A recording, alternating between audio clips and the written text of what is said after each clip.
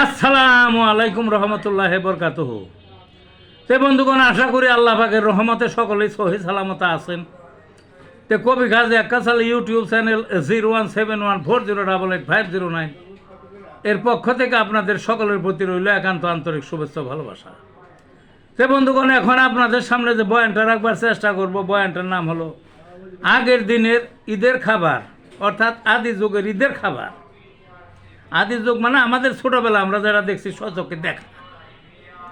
এখন তো ঈদের খাবার নানান পদের খাবার, বুঝলেন না? পোলাও আছে, বিরিয়ানি আছে, গোস্তের নানান পদ থাকে। তারপর ওই যে ইউটিউবে দেখে মেয়েরা বা মহিলারা বা পুরুষেরাও অনেক কিছুই তৈরি করে।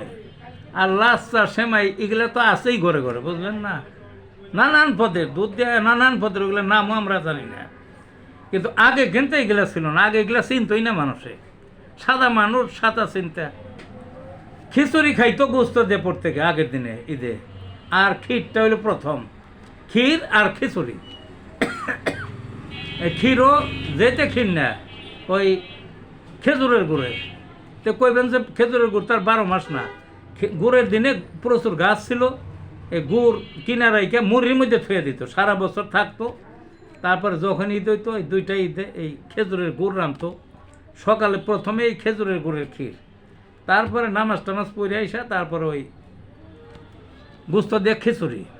গুস্তও তো গরুর গুস্ত, এত নিয়ম ছিল না, মুরগির গুস্ত, এবং খুবই আগ্রহ সহকারে খাইতো। তারপরে এই যে খিচুড়িটি, এটা কিন্তু কোনো ভুনা খিচুড়ি টিচুড়ি না, এটা মোটা চাইলের খিচুড়ি, তবে খুব সুস্বাদু ছিল। কেন? কারণ খিচুড়ির কিছু মশলা আছে, এখন মানুষে জানে না এগুলা। এগুলো তেল দেয় বেশি করে, ভুনা করে, মনে করে কত স্বাদ, আসলে তা না। আগে রাঁধুনি হোয়াজ নামে একটা সোয়াজ ছিল, টেপা হোয়াজ মানে ওই ধইনা সোয়াজ ছিল, এখনও আছে। তারপরে জিরা, তার মিষ্টি সোয়াদ ইত্যাদি, এগুলো একটা পরিমিত ভাইজা দিয়া দিত, খুবই সেন্ট হইতো খিচুড়িতে। তো যাই হোক, আগের দিনের খাবারটা কী ছিল তাহলে? মূলত ক্ষীর আর খিচুড়ি। আর গোস্ত দিয়ে খিচুড়ি এত ভালোবাসত কেন? কারণ সারা বছরের মধ্যে তেমন একটা গোস্ত খাইতো না কেউ। কেন খাইতো না? যেখানেই পানি সেখানে প্রচুর মাছ, মানুষের সারা বছর প্রচুর ওই মাছ দিয়ে ভাত খাইতো, গোস্ত সাধারণত খাইতো না। সেই জন্য মনে করতো অন্তত ঈদের দিন একটা দিন গোস্ত খাবে প্রচুর, ওই দিন আর কেউ মাছ খাইতো না, শুধু গোস্ত দিয়ে সারাদিন খিচুড়ি আর খিচুড়ি। এই হইল রহস্য, বুঝলেন না?